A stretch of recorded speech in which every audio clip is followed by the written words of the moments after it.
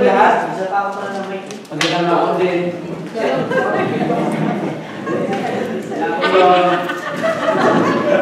Tayo po ay magsisimula na po ngayon at we praise the Lord kasi napakabuti po ng Panginoon sa atin.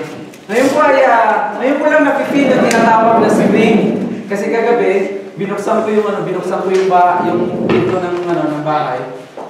Tapos umuulan. Sabi ko, para ko na sa Pilipinas. Nabuksan mo yung pinto na umuulan. Feeling mo nasa Pilipinas ka.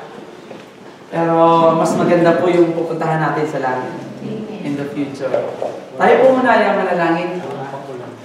Panginoong Diyos, kami po ay nagpapasalamat sa hapon ito sa inyong bigay na lakas. Ganun din po, Panginoon, sa inyong pag-iingat sa amin sa punta po namin sa bahay-sambahan. We thank you, Lord, for having this strength, Panginoon, na binigay niyo for us to gather together, to listen your word, to study your word, and to love sharing time, Panginoon, and learn more from your word.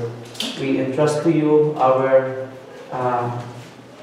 Sunday school today, and even, Lord, we are asking for your Holy Spirit to guide us and give us understanding and wisdom, Lord, so that we can apply what we're going to learn this afternoon. In Jesus' name, amen. Okay. Sa ating pong before I will continue po yung lesson natin, let me give you something doon po sa pinag-aralan natin from the beginning ng ating pong. Actually po, if you want to know yung pinag-aralan natin, we're going to summarize it in two words. Lastings. Lang po. Huling mga araw. O last days pala yun. Lastings is huling mga bagay. So, huling mga araw na nandito po tayo ngayon. Now, before I'm going to continue, do you still remember kung saan po tayo nagsimula sa ating pinag-aralan? Sa lastings?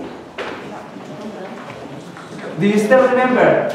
When was the last time na naalala nito sa topic natin, and what are the first topic that we studied about the lastings? Do you still remember? May naalala po ba kayo? Ang una ay, pinag-aralan natin na it's all about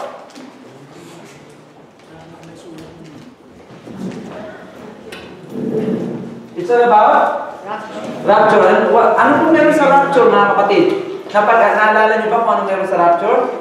Pinag-aralan po natin at ang rapture, sabi niya doon, inisa-isa po natin yung sa Corinthians, kung ano po yung meron sa verses 51 to 57. Sabi niya doon na the dead in Christ will rise. Napag-aralan din po natin yan. And maybe Hazel will show. Okay. So hindi yan isa Hazel. Yung isa daw is. Matandang Hazel. Yung matandang isa. Yung ginawa mo kanina?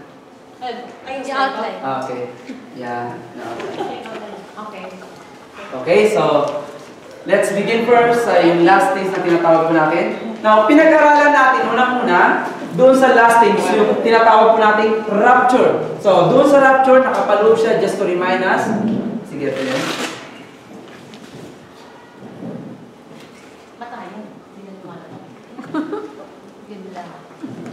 Bye.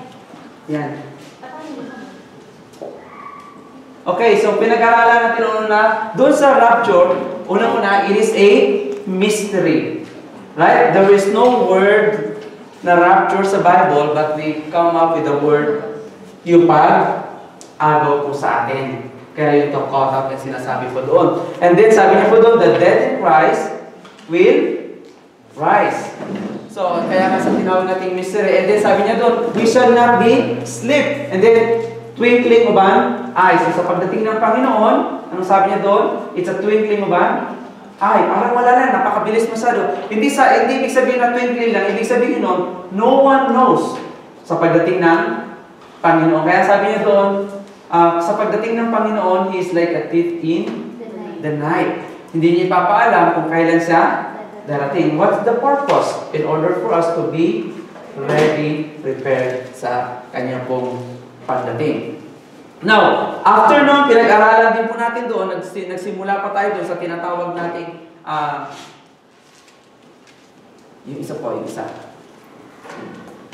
Yung isa pa.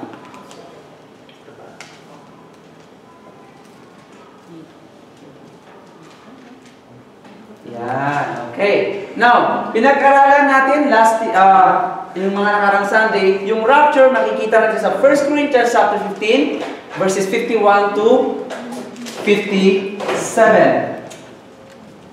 Saan yung remote? Okay. Now, pag napansin niyo po, just to review para hindi natin nalilimutan. Doon, nandiyan po tayo sa tinatawag nating church aids.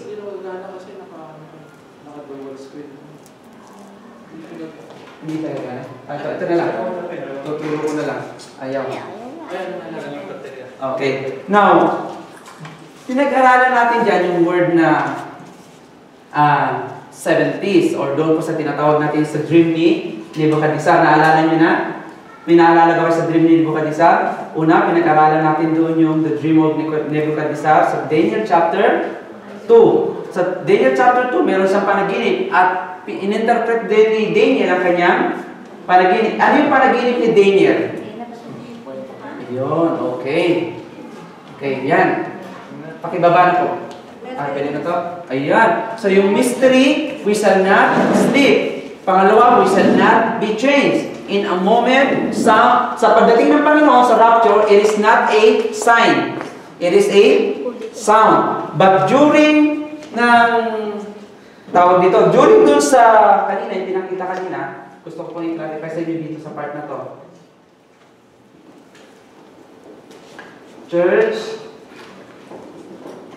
age, ito naman yung tinatawag natin tribulation. 3 in 1 half, 3 in 1 half. Pagdating dito, meron tinatawag na revelation. Okay. So, ngayon, ganito po siya. Yung tinutukoy niya po doon sa second period, after na po ng rapture, it is not a sign, but a sound. So, during the coming of the Lord Jesus Christ, the second advent niya, hindi naman sa bababa. Dito lang po siya sa alapaap, si Jesus Christ. Hindi sa bababa dito, ha? Kaya ano po natin, marami tayong maririnig sa maraming mga tribulation period na mangyayari. Pero, what I'm saying is, a tribulation period na 7 years, it's all about great tribulation. So, dito po, it's not a sign, but a sounds. Sa pagdating ng Panginoon, hindi sounds, hindi signs ang maririnig ang ipapakita niya. Kasi ang signs nandiyan na. Lagi na may signs eh. Ang magiging kagilagilalas na magugulat kayo, sounds. Sounds na ano? Trumpet. Ano pa? Archangel and the voice of God. Tatlong sounds po meron. Kaya sabi niyo doon, meron tayong tinatawag na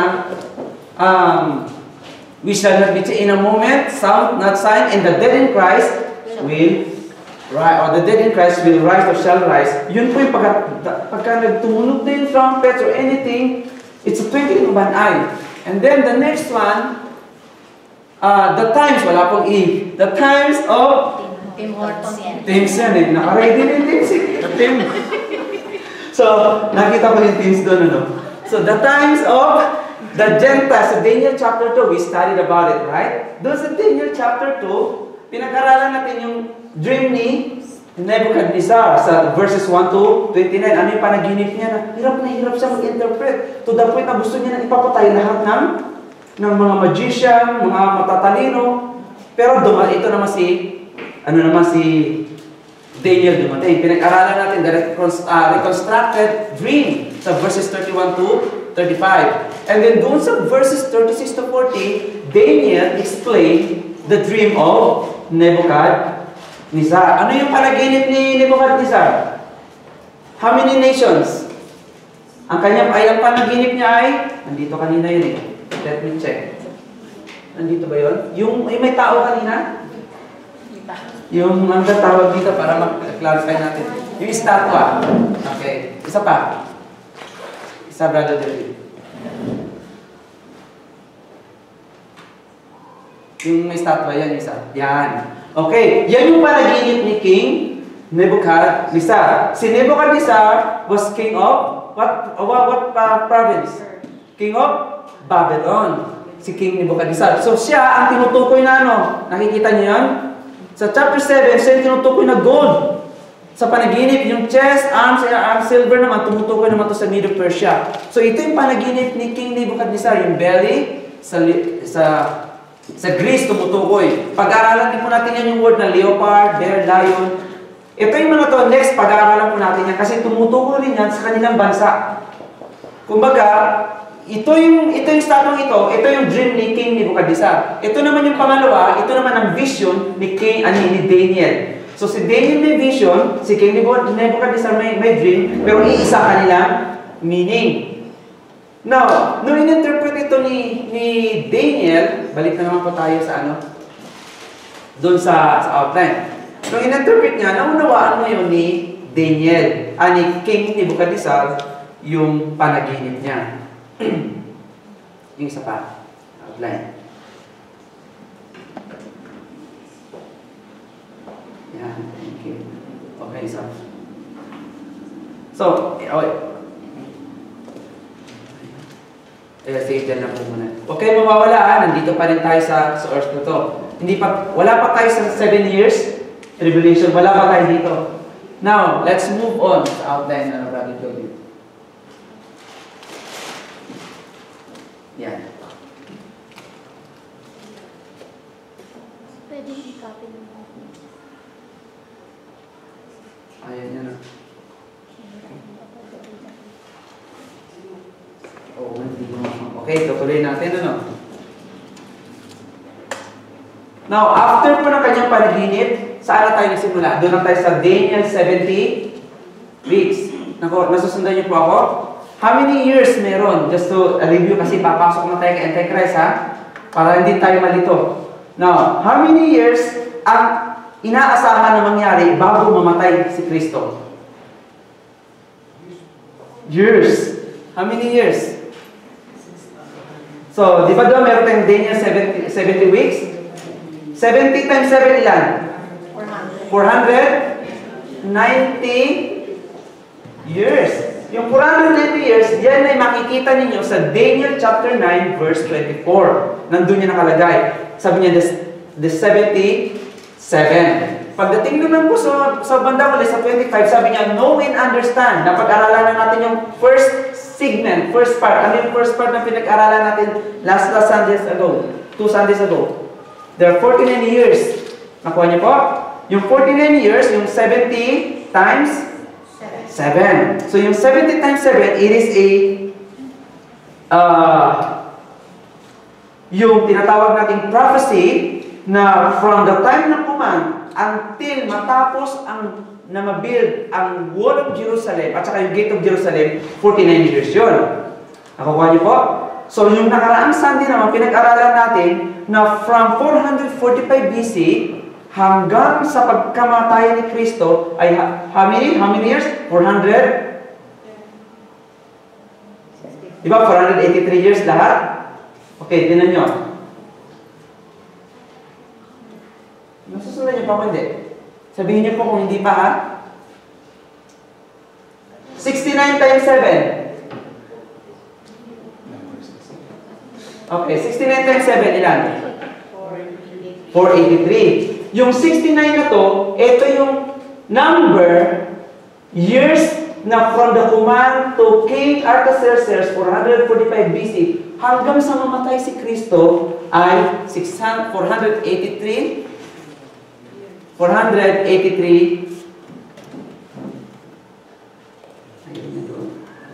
So 483 years.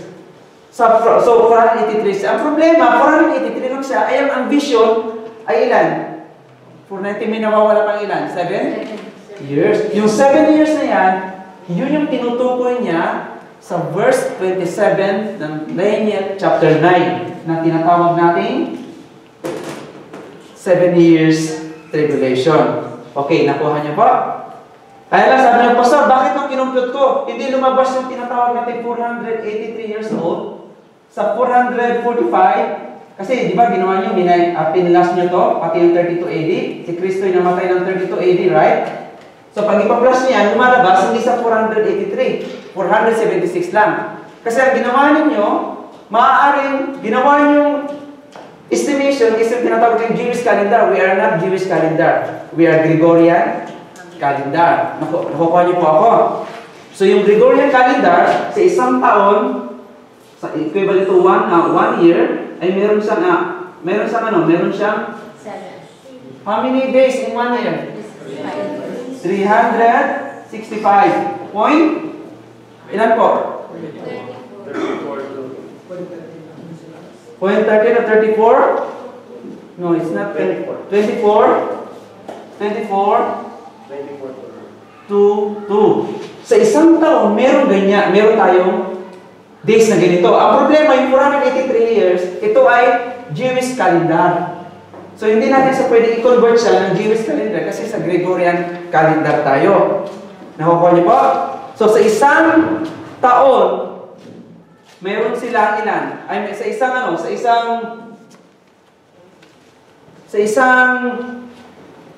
sa 483 years, ilang araw meron?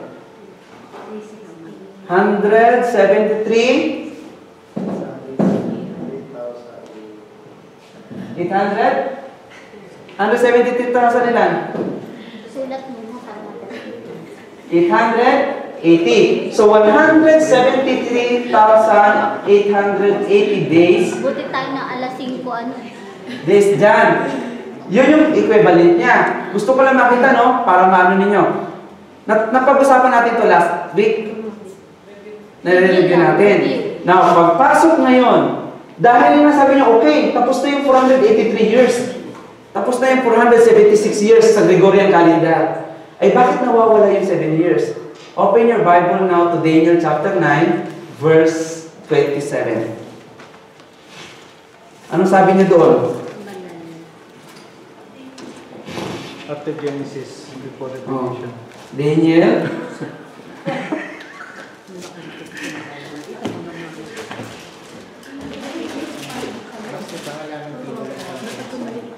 So, natapos na rin po natin yung tinatawag na revive the Roman Empire, yung end of the Gentiles. Sa 70 week, nandiyan na yung 77, tapos na natin. Yung first period, sa verse 25, natapos na natin. Yung second period, natapos na natin. Ito yung ating sunod na pag-aralan ngayon, yung last, final period. Pakibasa po na nakakita sa verse 27. Chapter 9 ng Daniel. He will confirm a covenant with many for 1/7. In the middle of the 7, he will put an end to sacrifice and offering. And on the wing of the temple, he will set up an abomination that causes desolation until the end that is decreed is poured out on him. Okay. Balikan niyo po yung verse 26. After the 62 sevens, the anointed one will be cut off and will have nothing. The people of the ruler who will come will destroy the city and the sanctuary. The end will come like a flood. War will continue until the end, and desolations have been decreed. Okay. Meron kayong obserbahan sa Daniel chapter 9 verse 26. Tingnan niyo po, kasi nakakalito minsan yan. After the 62 7, the anointed one will be cut off. Yung word na anointed one, it represents to the Lord Jesus Christ. Tingnan niyo yung 26 ha. Sabi niya, the anointed one, anong translation gamit niyo? Anong the anointed one? Sabi niya, the anointed one will be cut off 32 AD para makita natin siya. And will have nothing.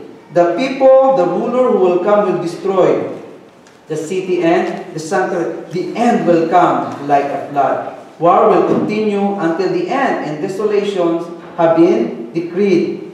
He will confirm a covenant with many for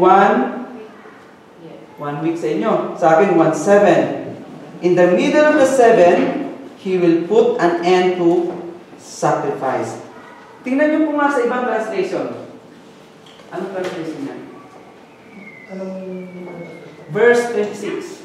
Sabi niya dito po, and at the end of that time, God chose to live unjustly. The city and the temple will be destroyed by the invading army of our ruler. The end will come and will plan, leading the one who is not for his strength has prepared. Ano? King James? And King James ba ito? King James? Ibasa nga ng King James. And after 3 weeks shall Messiah be gathered, but not for himself. And the people of the prince that shall come shall destroy the city and the sanctuary. Okay, thank you. Panapansin nyo? And the people of the prince, ibang translation sa 26. 26 ba yun? Sa akin kasi, it's a personal pronoun ng he. Sa kanya may prince. Pero sa unahan, sa 25, may prince din binanggit. Sa 26, may prince pa rin binanggit. Yung will be cut off. So, wag tayo malilito sa dalawa. Kasi sa akin, ang nakalagay, after 60 to 7, the anointed one will be cut off, represents the Lord Jesus Christ, and will have nothing. The people, the ruler who will come, will destroy the city, the sanctuary. The end will come like flood. War will continue until the end, and desolation have been freed. Walang binanggit na prince. Sa kanila, may binanggit. Yung iba, anointed. So, yung word na he, na personal pronoun, yung sumunod nun, ang connection yun, nasa 27. Sabi niya sa 27, he will confirm. Yung word naman na he dyan, hindi yan tumutukoy kay Jesus Christ. Yan ay tumutukoy na ngayon kay Antichrist. Okay, so, ito na yung last 7 na tinatawag. Nasusundan niyo po ako, ha? Kasi kanina, 69 lang. Ay, kailangan natin 490. Saan natin nakuha yung 490? Sa verse 24. 77. So, sa 24. Kailangan mano to ma-fulfill. Ano pala, 483 years pa lang, nawawala yung 7. So, yung 7 na tinutukoy niya, makikita nyo doon sa last. Doon nyo makikita. Sabi niya, He will confirm a covenant for how many? For 1? So, ang 1/7 is equivalent to 1 year. Okay. Church is. And then ito yung tinatawag nating creed. Bakit po, saan natin nakuha yung word na 3.5? Di ba meron dyan 3.5? Ang tawag po natin dito ay ito tinatawag na Jacob's trouble. Sa kabila naman, ito tinatawag nating peace. Yung lahat ng ito, na 7 years tribulation, ang kalahati niyan, kapayapaan. Ang kalahati naman yan, ang tinatawag na great tribulation.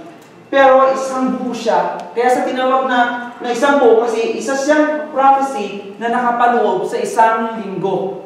That is equivalent for 7 years. Sa verse 27 niya, He will confirm. Verse 27, He will confirm a covenant with many for 1/7. So, ang covenant po ay mangyayari po sa Israelites. Hindi po mangyayari sa atin. Kaya sa tinawag na Jacob's trouble, kasi ang tribulation po talaga nakatutok doon sa mga Israelites. Bakit?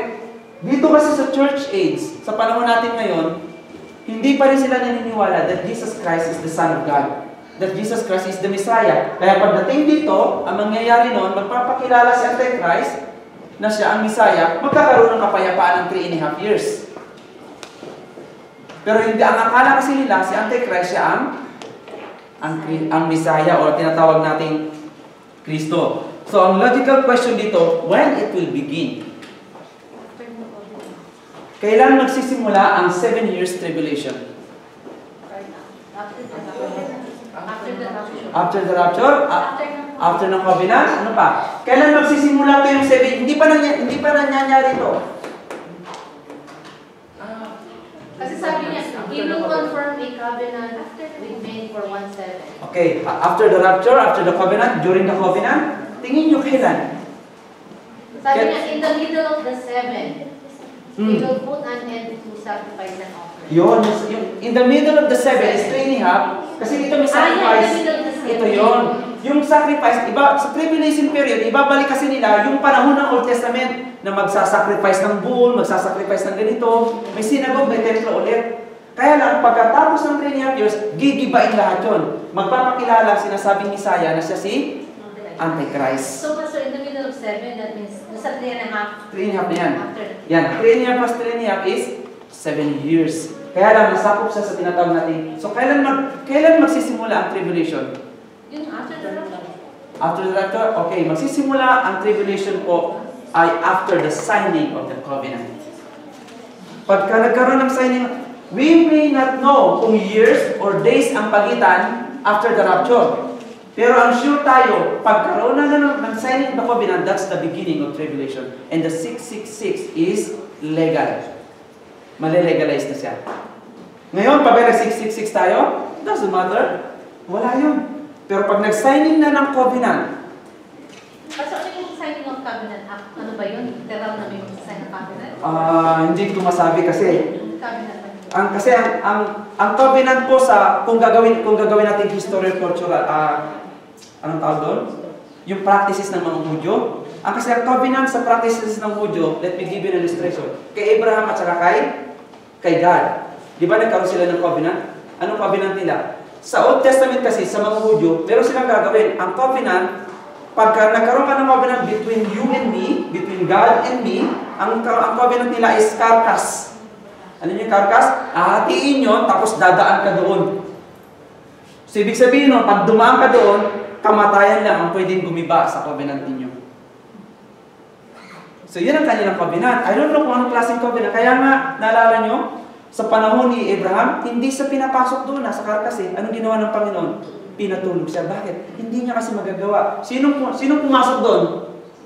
Si God. Bakit? Si God lang kasi makakagawa ng covenant yun. Anong covenant? To multiply you.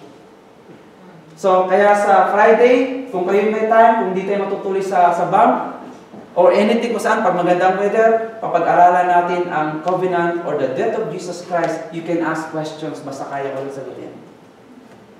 So, hindi ko alam kung anong klaseng covenant yung sinasabi doon. Pero ditong time na to, babalik yung practices nila ng tinatawag na templo.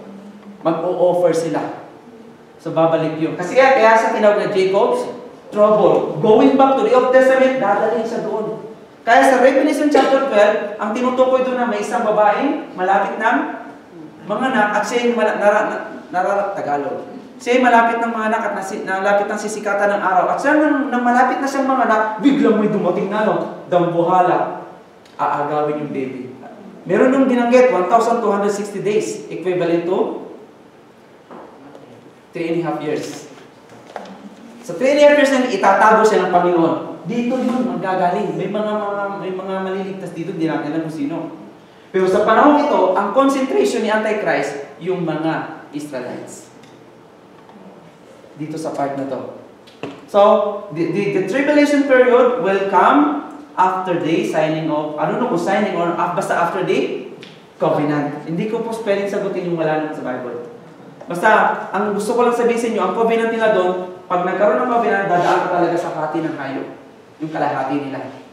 So, kamatayan lang pwedeng tumibag ng ganong covenant. So, kaya sa Daniel chapter 29, di ba, hindi ko doon, after ng rapture, immediately magsisimula yung tribulation. Kasi yung Great Tribulation, tinutukoy nyo? Hindi pa. Okay, dito, may tribulation na. Di ba marami ng tribulation nangyayari? May paghihirap na. Ang tinutukoy na 7 years, Great Tribulation. Matindi talaga. Sa Revelation chapter 6 hanggang chapters 18. Yan yung event na makikita ninyo. So dito may tribulation na tayo. Marami ng paghihirap. Bago dumating ang Panginoon sa rapture, ang daming mangyayari. Pero sa kanyang pagdating para hugutin tayo, sounds ang maririnig niyo. Pero ang Great Tribulation, hindi mangyayari yan after the signing talaga. Ito, tribulation na tayo. Dami na tayo nakikita paghihirap eh. Which is yung zero time ng tribulation. Ano na? Sisimula ng first prayer. First, magsisimula sa first 3.5. Marami na po question dyan. Bakit sinama ang 3.5 years sa tribulation? Kapayapaan naman pala ni dudulot niya Antichrist. Hindi niyo ba natanong yun? Ha? Deceptions. Ano pa? False? Idideceive niya ang mga tao. Ano pa? Dadayain niya lahat na. Kaya sa tinawag na 7 years kasi equivalent sa remaining na 1 week. So yung 483, natapos siya nung namatay si Jesus Christ. Yes. Tapos, simula nung namatay si Jesus Christ. Naputol yun. Putol, di ba? Oo. So, dadaan yung rapture, hindi ba magsisimula yung Hindi pa. 7 years? Hindi pa. Ano yung gap between rapture pati yung signing? It might be years or days, I don't know. Yung part na yun. Basta, ang hirap nung, dati may nagsagot niyan. Pero pastor, kung years or days, anong klaseng calendar yung sinusundan doon? Yung calendar natin or calendar It natin? doesn't matter. Hindi natin masagot yun.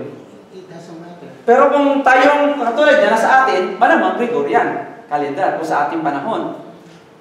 Hindi natin alam. Pero ang point lang doon, magsisimula ang 7 years tribulation sa after the signing ng covenant. So, hindi nakapture ng prophecy after rapture hanggang signing. Hindi. kasama sa Hindi sa kasama. Basta sinabi niya lang na 7 years tribulation. Yung 7, kasi nahiwalay siya, di ba? Napansin niyo? Hiniwalay niya. So, hindi na alam kung days siya. Hindi. Wala siyang walang nakalagay na years. Basta, di ba, ito ang rapture, mga kapatid. Di ba, rapture nandito na. Sa part na to. Pagka-rapture natin, dito, may space yan. May gap. Hindi natin alam kung taon ba ang igagap niya dyan or days. Bago magsimula ang 7 years tribulation. Siyempre, kung ang sinasabi mo, concentration niya is Israel, ano ang impact niya sa Sa Gentiles? Masabi. Ito sa 7 years. By the way, yung word na concentration ito, it doesn't mean na sila lang, ha? Pero sila ang target ni Antichrist. Kasi ang Israelites ang hindi naniniwala na si Messiah ay dumating na. Kaya ngayon, nagpapakilala sa ako ang Messiah. Kasi ang pagkakaintindi kasi nila dito, si Messiah ay hindi mamamatay. Ang alam nila sa Messiah, powerful, strong. Ay powerful siya. So, ang magiging impact nito sa ating lahat, sa atin wala na kasi nasa langit na tayo. hindi ibang Talagang trouble talaga as in. Yung mga nakakilala na we do not know kung ano mangyayari, pero talagang kagulo dito. Actually, ganito, just to di ba nagkagulo na dito? Kasi pagdating ng rapture, gulo eh. Di ba yung mga banggaan lahat, yung nagdadrive ng aeroplano, Kristiyano pa lang, sasabog yun. Pagdating dito talagang, gulo lahat. As in, magulo. Bigla siya magpapakilala, pumayapa kayong lahat. Ang pagkakaintindi nila, si Jesus Christ is the Prince of Peace. Di ba sa Isaiah? Magpapakilala sa Prince of Peace. Hindi rin na alam, yung pala si Antichrist. Walang makakapagsabi si Antichrist kasi tao siya, matalino, powerful, siya ay magre-raise up doon sa 10 nations na yun. Pag-aaralan natin sa susunod. Pastor, question, di ba may mga tao dyan na may iwan sa rapture? Na Christian daw. Hindi faithful. Hindi, Christian sila pero hindi faithful. So, pagka dumating yung panahon na yon, sila mismo hindi nila malalaman. Kumbaga wala silang conviction na Na-rapture na pala? hindi, yung di ba magpapakilala yung si Antichrist? Nag-deceive sila. Yeah. Ang tanong ko, yung mga naiwan, hindi ba nila malalaman na fake yun? May makakaalam nun. Kaya nga, dun sa Revelation chapter 12, magtatago yung iba eh. Pag darating tayo doon, tatago yung iba at si God mismo ang magtatago sa mga taong yun. Kaya si God yung nagmamanipulate niyan. Hindi. Kaya yung, itinan nyo ito yung amazing story ng lastings. Hindi natin pwedeng i-worry kasi tapos na yan.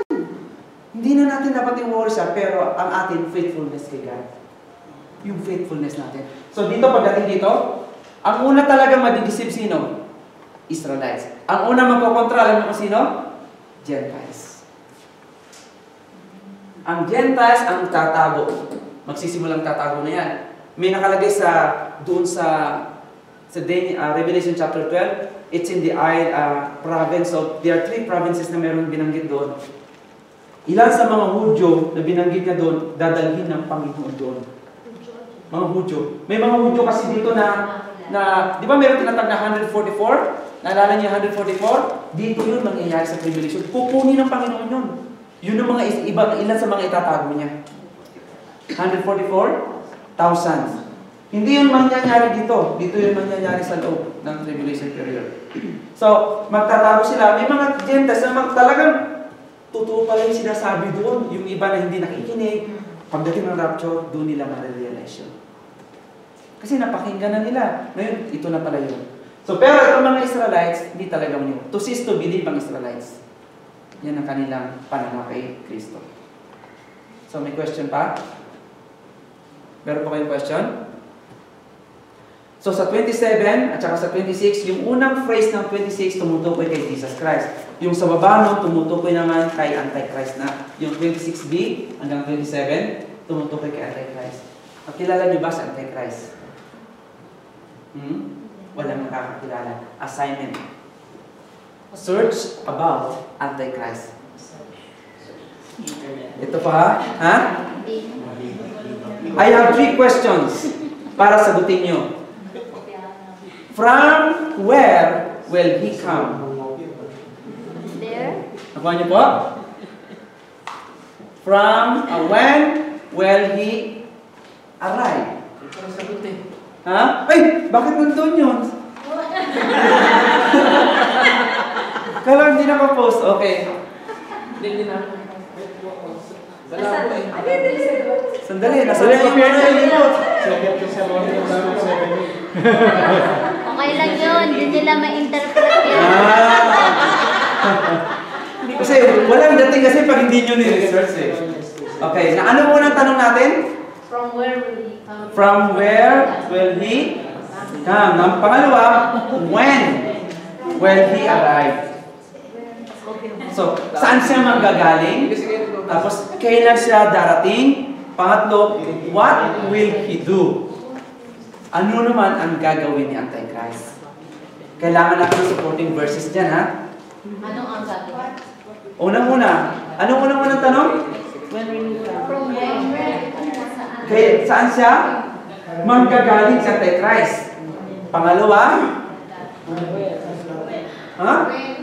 Kailan siya? Unang-una, saan manggagaling? From east, west, north. I don't know. East. Pangalawa, kailan? Pangatlo, ano ang kanyang gagawin? Yan ang ating assignment. Sa Washington. Ha? So, from where will he come? When will he arrive? What will he do? So, may question po ba kayo? Sir, Ah. yung covenant, sino mga kasama niyo sa covenant? Ito ay covenant between the... Sa magkakala sa Israel? Ang covenant manggagaling kay Antichrist going to the Israelites. Yan ang covenant niyan. Sino yung magpapabinan? Yung Israelites, Hudyo, at saka si Antichrist. Hindi kaya yung pastor yung pagtawag ng mga Israelites sa mga Hudyo yung pinapagawa sila. Meron siyang, naalala niyo di ba nag-scatter the brood? Ang lahat ng Hudyo? Na natatanda niya. Meron din tayong nababalik sa Yan. Pinapagawa na lahat yung pinapagawa. Ngayon, pinapabalik. At alam niyo ba ang news kagabi? Hindi ko kayo tinatakot. Si Obama kagabi, nagdeklara ng war sa Israel. Kagabi lang yan. Another episode na naman ng war. After na naman sa Ukraine, kagabi lang. Obama declared war. So, the US and Israel, Yan na, nag-ano na sila. So, hindi natin alam. Pero ang prophecy nakalagay, before the coming of the Lord Jesus Christ, all the chosen nation of Israelites will come together as one. Yun yung mangyayari. Yun yung sinasabi. Mangyayari yun. Magbubuo silang lahat. Kasi yan ang nakalagay sa Bible. Hindi natin pwedeng iwasan yun.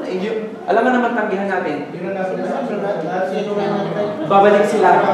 Kasi scattered abroad sila ngayon eh.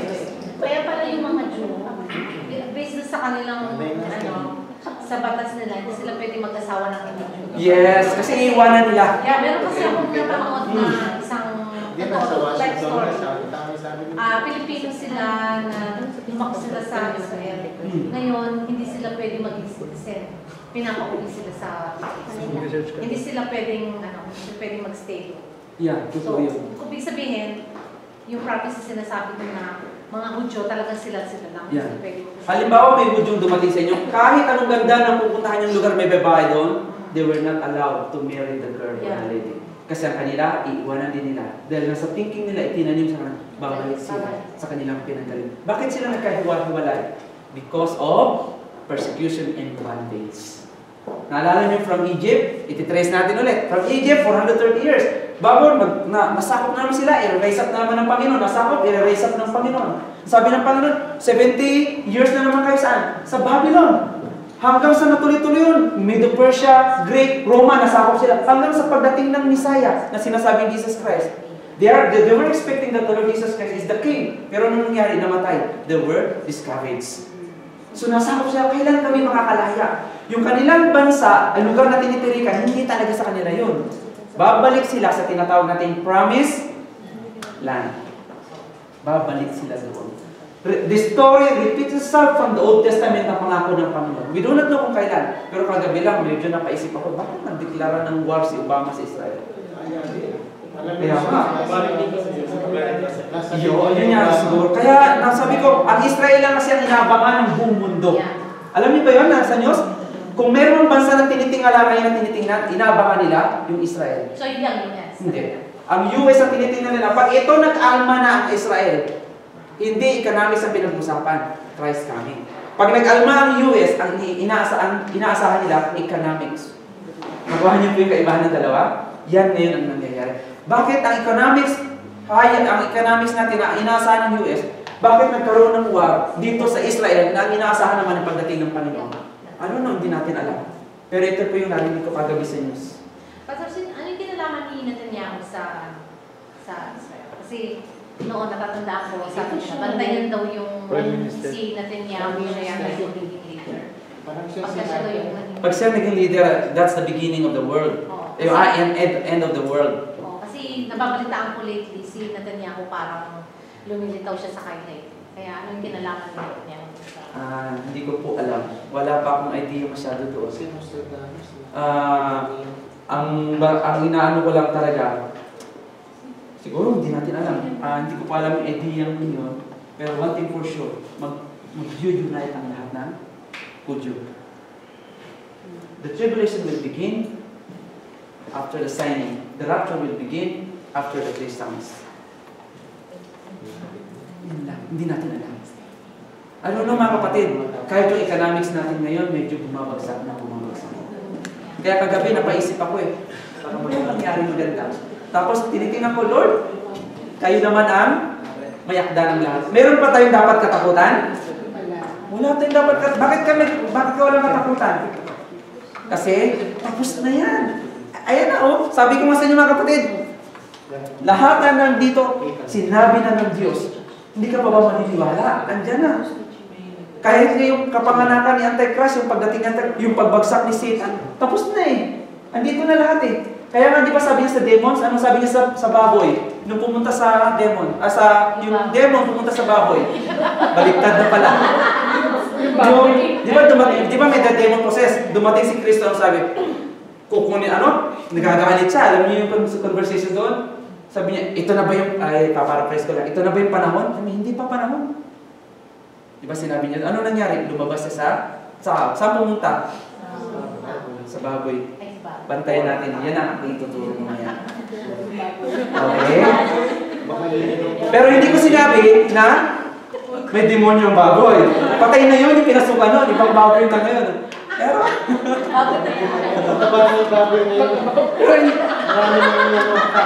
pero hindi ba kayo nagtaka? Sa dinami-dami ng hayop, bakit baboy? Ay di ba common naman sa kanila yung goat, kambing, at saka yung camel? Bakit yung baboy? Dalawa siya na ng baboy. Ha? Goat at siya ng kambing daw. Para magkainin ng? Baboy. Hindi ko alam mga kapatid. I do not want. Pero just before I'm going to close, dito mga kapatid, bigyan ko kayo ng trivia. Ito po from the beginning to the end of the world, God knows everything. How can God cannot control what will happen if He determines the beginning and the end? Bakit pa niya sasabihin na siya ang nagpasimula, siya rin ang magtatapos kung hindi niya control ang lahat? Wala tayo di bang dapat problema doon. Trust the Lord. Siya ang mayakdan. Siya ang powerful. Kung may katakutan tayo, Siya lang. Huwag tayo matakot sa ibang tao. Kasi tayo, wala na rin dito naman eh. Sana tayo. Andito na. Kaya lang, may mga parating dito. Hindi natin alam. Siyempre, minsan human as we are, pero huwag natin katakutan. Another thing. Di ba nung nilikha ng Panginoon ang mundo perfect? Walang mali. Right? Bakit siya rin na nagsabi, huwag mong kakainin ito, huwag mong kakainin ito. Pagdating kay Noah, pumili ka ng mga malilinis na hayop na ikakarga mo at may mga unclean. Ay di ba sila na naglikha ng perfect? Bakit pagdating to sinabi niyang unclean? Nakuha niyo po? Nakuha niyo yung ano? Di ba sila nagsabi, all the creations na nilikha ko perfect? Ay bakit siya rin na nagdeklara, huwag mong galawin yan, unclean yan? What's the point? Did the man na nilikha niya sa panahon ngayon nagsabing unclean yan? Hindi. Si God ang nagsabi, unclean yan. Wala pang law nun. During the time of Noah, there's no law. The time of Moses, doon lang dumating ang law. Bakit diniklara niyang, huwag kang gagawa nito, huwag kang gagawin ito, it's unclean. Kaya pagdating sa Leviticus, sabi niya, huwag kang kumain ng baboy. Huwag kang kumain ng ganito. Ay, bakit nilikha niya perfect? Pagdating dito, pinapasaway ka naman niya. Sino si God? Yan ang tanong ko sa inyo. Sino si God? Do not, ito lang po, si God ang magdidetermine kung alin ang tama at mali, hindi ang tao. Ang tao, nagsabi ng mali at tama because of the law. But before the law, kahit sa pasimula pa, si God ang magsasabi kung tama ang nangyayari o hindi. Na hindi tayo pwedeng magsabi, Lord, mali ang ginawa mo. How come sinabi mo mali? You know the future? Hindi. Nakukuha niyo pa ako mga kapatid. So ano po gagawin natin? God is the one who determines your destiny. God is the one who determines the future. God is the one who determines what will happen. And sa atin po ay, fear the Lord, have faith in God, be faithful to God. Hindi natin alam ang susunod na kabanata. Ang pasalamatan po natin, isa tayo sa pinili ng Diyos. Yun po kagandahan sa lahat. Na Lord, salamat anak niyo ako. Diba? Kung hindi ka anak ng Diyos. Diba may kantang, nasaan kaya ako? Alam niyo ba yun? Diba? Oh, diba? Lagi natin kinakanta. Pero sana po, isang challenge. Kung meron na pwedeng ibalik ang kalawatian, kanino po dapat? Sa Diyos. Sapagkat siya ang mayakda. Ano sabi niya? I am the Alpha and Omega. Diba? Ganda na sinabi niya. Sa Greek, pag sinabi mong Alpha, may pasimula. Alpha means A. Pag sinabi mong Omega means last. So, ibig sabihin may pasimula si Kristo. Nung binagit ang ayam, walang pasimula si Kristo. Pero bakit niya ginamit yung I am the Alpha and Omega? Ay, di ba sabi niya sabi niya sa kanyang attributes, He is eternally. Before the beginning, He was. How come nagkaroon siya ng pasimula at binanggit niya I am the Alpha and Omega? Okay, aralan natin sa susunod yan. So, kaya pag sinagot ko, hindi na kayo magkikinig sa susunod. Naka-record na. Okay, so wala na pong question? Pasalamat po tayo sapagkat anuman ang nangyayari sa mundo ito, hindi po natutulog ang Diyos. So, wala na po? Tayo po ay manalangin na. Panginoon, salamat po sa inyong salita sa hapong ito. Panginoon, namin, Panginoon, na nalalapit na ang inyong pagdating. Hindi nga namin alam, Panginoon, kung kailan, pero nagpapasalamat kami sapagkat this unglorified body will be changed to glorified body, O God. Salamat, Panginoon, kung sakaling dumating man kayo, we do not know. We are happy and excited because we know for sure kami po ay inyong pong mga anak. Salamat po, Panginoon, sapagkat no more tears, no more pain. Wala na rin pong sakit ng katawan, sakit ng kalooban, or anything more because we are glorified body during that time. Lord, we are anticipating sa inyong pagdating.